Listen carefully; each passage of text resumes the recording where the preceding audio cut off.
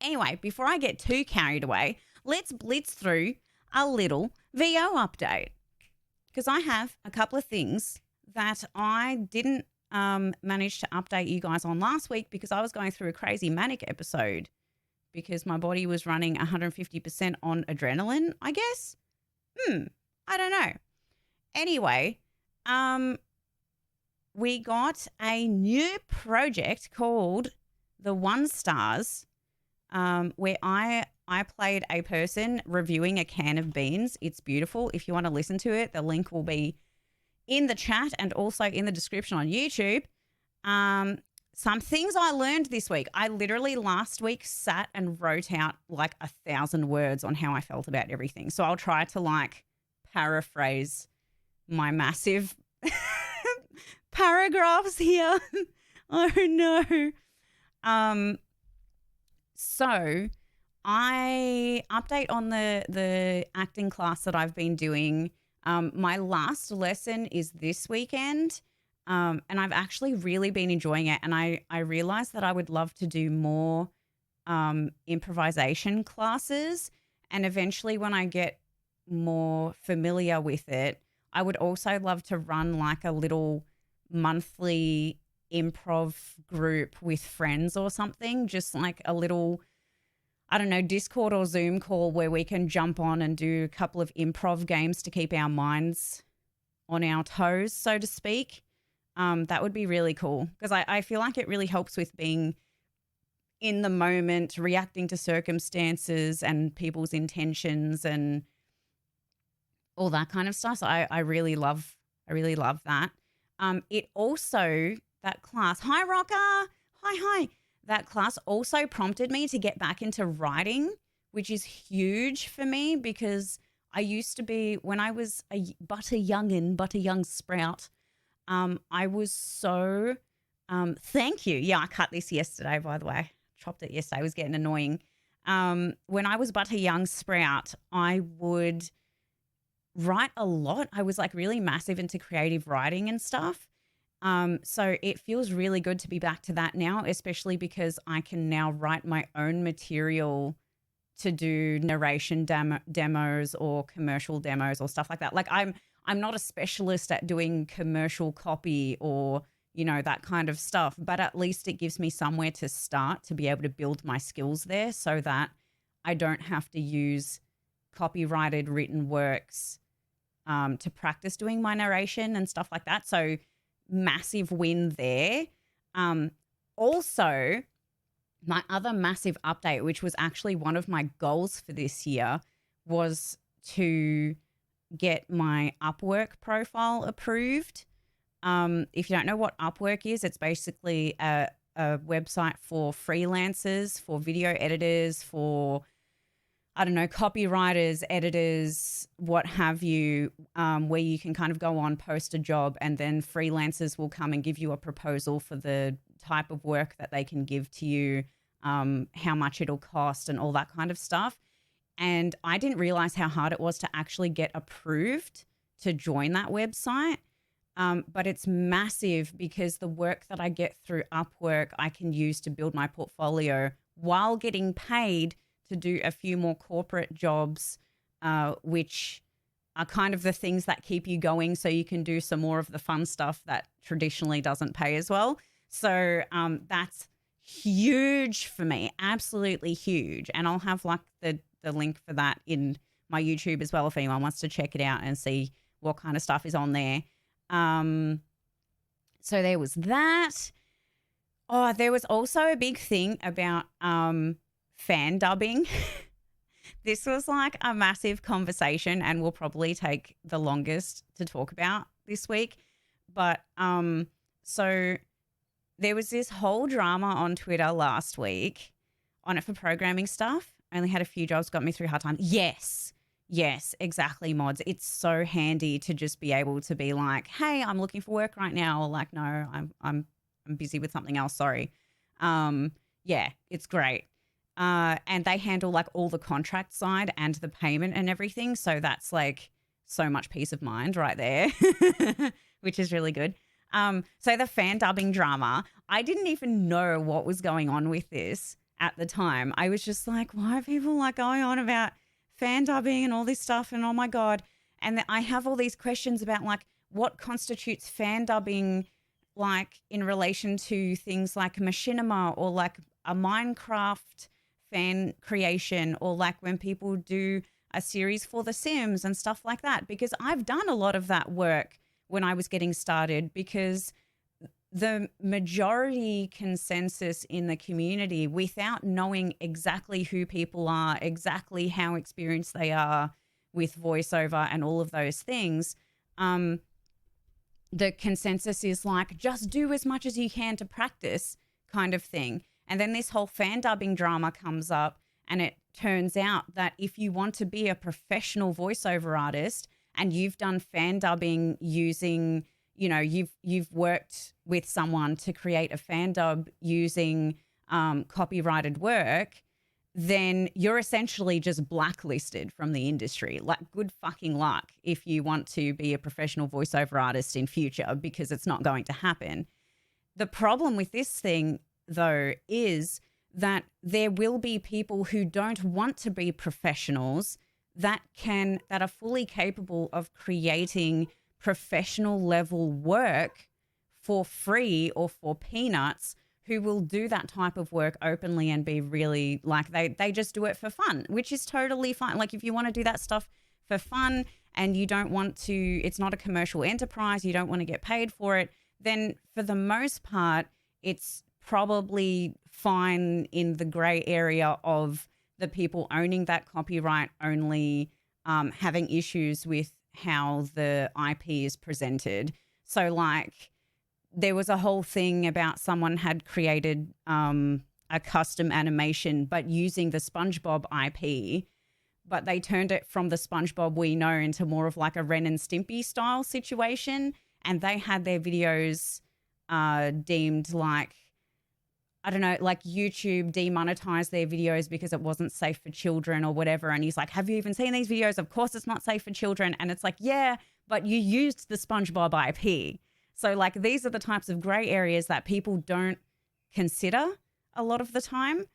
Now, the problem with that kind of thing is when you're entering the industry, it's so saturated with those kinds of jobs that if you're not familiar with each and every piece of IP that you might come across, and you want to work as much as you can, you want to help people create stuff and you want to create stuff yourself, you have to do so much research into who this person is, what exactly the project is it a known IP or is it original? Are they just saying it's an original IP but it's actually not? Are they using copyrighted IP and yet still willing to pay you to be part of the project?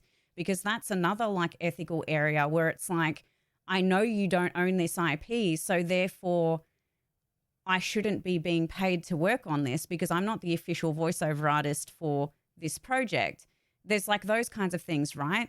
Like the guy who is the original voice for Goku in Dragon Ball Z, if other people are getting paid to emulate his voice in fan content and he's getting none of that, like that's a massive issue. Like, yeah, I would be mad about that too. Of course I would. Of course the people who created Dragon Ball Z would be upset about you getting thousands of dollars on your like YouTube channel for creating that content. So I totally understand why it's an issue. And the thing is, like, I've always known that. You guys know, especially on my stream, I'm a huge stickler for like copyright stuff with the music stuff and the DMC. Like, I've talked about this at length so much. I'm a stickler for rules. I had this conversation with my best friend last night on our like Zoom get together about how both of us, like, we have a very strong conscience. If there is something that is like remotely morally gray in terms of like the legality of it, regardless of the risk, both of us are just like, nah, I want nothing to do with that. Team? I don't want to do it. I feel uncomfortable doing this. I don't want to do that. Like, so it's always been a huge thing for me. But then with VO, me being so new to it, I don't know what the limits there are. And if a whole bunch of people who don't give a fuck about the concept of copyright are kind of paving the way and leading by example in terms of what is acceptable in the industry and what's not, like, you really need to pick and choose who you listen to and have, you know, people who have proven to you that they are professional, that they have a solid network, those kinds of things. Because if you fuck up one time, if you're naive enough to fuck up one time in that way and tie your name to that project on your resume, or that's why I removed a lot of those videos from my YouTube as well, because I was proud to like create something with people, but some of this stuff I didn't even know wasn't original work as well. So all of this it's just so confusing and so much to think about when you're trying to build a portfolio and trying to find jobs for you. Like when you think about it, there is so much work, but then this much of it isn't stuff you should work on if you want to work professionally. So that leaves this much left that's available. But even then, people aren't paying you for that. Like I've talked about before as well, there have been 2 or more original productions I've been a part of that are super valuable for my resume, but those people weren't paying. They were both commercial enterprises, and both times they had lied to me and not been upfront about that. So how the fuck do you create a career out of this? It is hard.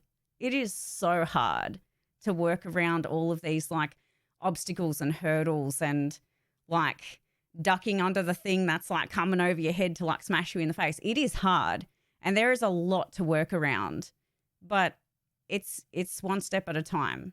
You know what I mean? I don't know where I'm going with this rant, but it was definitely something that I wanted to address. Like you need to learn how to write for yourself, to like make some demos or whatever to put forward. Like that's the other thing. Everyone's like, if you want to be a professional voiceover artist, you have to have a professional demo. You can't just throw something together. But there are so many other people in the industry who are just throwing something together.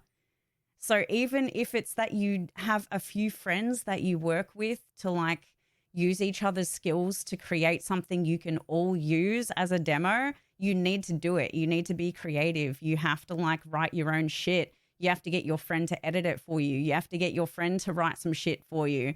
You have to get your audio engineer friends to give you feedback on how it sounds.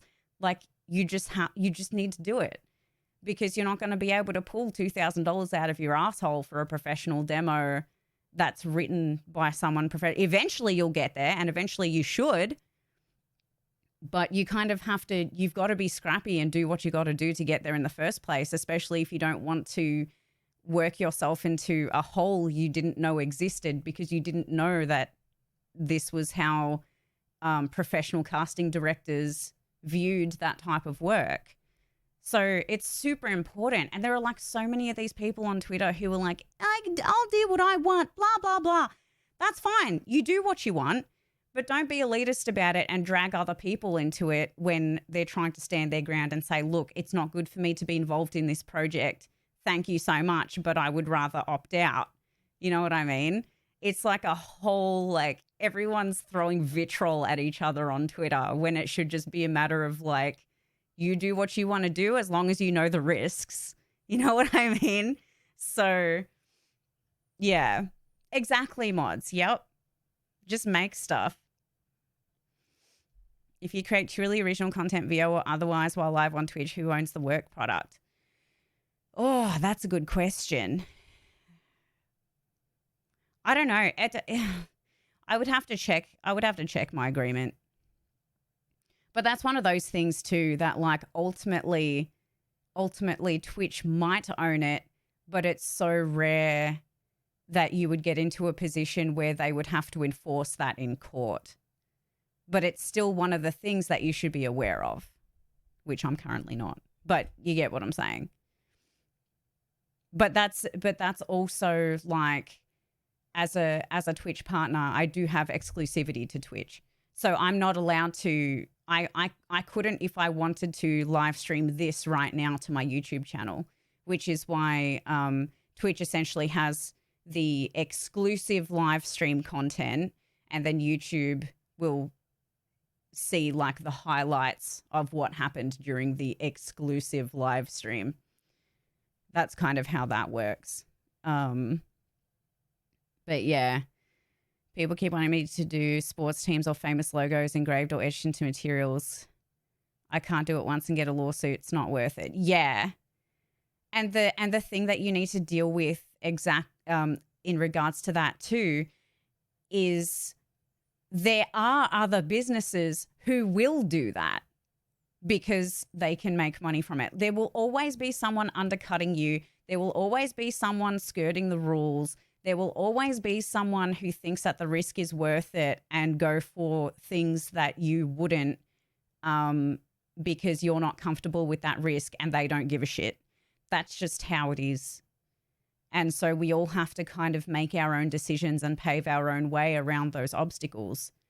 So it's just, it's more just about knowing how, like, if you know that a professional casting director or casting directors in general in the field that you're working towards feel a certain way about a certain type of work, do you find that important enough to work around that? Or do you not care and you'll pave your own way? I'm the person who's going to go this way because I think that that's super important. I've always been that person, and I kind of value my integrity on that kind of thing. Whereas if your integrity is in the vein of I'm going to pave my own way and I can make my own destiny kind of thing, that's totally fine too. You do that. But the people over here need to respect each other though. We can't just be all like, fuck you, and like, fuck you, you're ruining the industry, and no, you're ruining the industry. And it's just, that doesn't help anyone. It just creates fucking mess. We just need to know that that's how it is, that's how it's going to happen, and work around it, and just be good enough to be worth what we think we're worth. Like if we put out there and say, hey, if you want to work with me, it's going to cost this much money. And they come back and say, all right, cool, I'll give you that much money if you do this thing that's a slightly gray area and you're not comfortable with. And you say, no, I'm not going to do that. I'm sorry, I don't feel comfortable with it. This is my price. This is what it's for. Take it or leave it. Hopefully your work will be valuable enough to those people eventually to pay that, instead of them going over here and saying, hey, person, if we pay you a little bit less than what we offered this person, but you do this thing in this gray area and also you get exposure, how does that sound? And they're like, yeah, sweet, I'll do whatever. I don't give a shit. Like, we need to make sure that if we are in this group of people who values that professional, relationship, we have to work at our craft and work hard enough to be worth being respected, being treated professionally, being paid what we're worth, and all those kinds of things. There was even a conversation this morning about like sponsorships on Twitch and stuff. I 100% agree that sponsors should be putting money on the table if they want us to be advertising their products. That's the bottom line. If you want to add including a product on top of that for someone to actually use in their review or to give away or whatever, that's fine. But there should be a price tag, a minimum price tag for people advertising your shit. But there is not, because there will always be someone over here who values the exposure or can afford to not take that money as well. So if you're over here, you need to make yourself worth them paying that money for those words to come out of your mouth. That's essentially where it's at. You need to work hard enough, be entertaining enough, all of those things. I'm not saying I am that person. I'm just stating the facts. That's all I'm doing. That's just how it is. If the value isn't there, they will always go to someone who's undercutting or cutting corners or doing whatever. And that's the way that the world works. And there's no way that we're going to be able to change that if we don't just buckle down and increase the worth of that speciality of what we offer. So that's kind of, I had some more things to talk about, but we can save those for next week because I think this was like a pretty decent chunk of conversation. But yeah, Fandubbing. I erased a lot of stuff, and now I'm a lot pickier with the jobs that I do take. I would much rather work on original content. Our program sponsor started pushing us to advertise their shoes. Our contract didn't say anything about sales, and we were paid a fixed sum, which ended up being less than minimum wage, nowhere near enough to push a specific brand. Yeah. Good on you, Mice. Good on you. It's also really hard to know where you can peg your value. That's why it's important to talk about it. That's why that's why we have communities that exist where we'll, jump on calls with each other, DM each other, talk about, potential deals before you've signed them and therefore there is an NDA attached. We know the ways. If an opportunity comes my way, there's nothing saying that I can't, reach out to my peers and get some advice on that.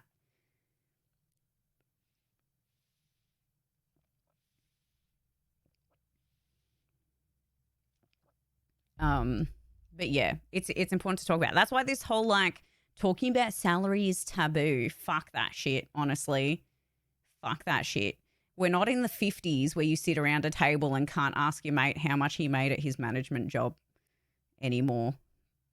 I probably wouldn't sit around a table and just outright ask someone that, but I don't think we should feel ashamed to have those discussions and to realize that we're underselling each other.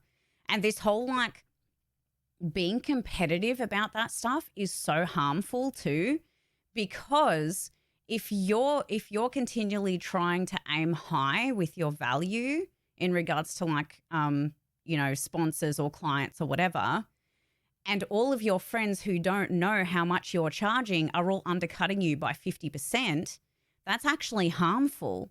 If you talk to all of your friends, the only thing you have to be scared about is if you think that you do your job half as well as these people over here. That's the only thing you have to be scared about having this discussion. If you think you can actually hold your own for that value, you have nothing to be scared of encouraging these people over here to raise their value to what you're trying to make a competitive amount. Do you get what I'm saying? That just raises the bar for everyone in the industry, as opposed to that's why everyone's like, how come we're not charging money for these things? Because we don't talk about it. Because you're the only one who thinks that you're worth that. So was that my remuneration was confidential? I signed, but I know that I won't stand up in court. Yeah, there you go. If you've talked to a lawyer about that contract and they tell you yeah, this clause is actually bullshit and here's all the reasons why it won't stand in court, then that's one of those gray areas that I'm learning to become, I'm learning to accept as okay.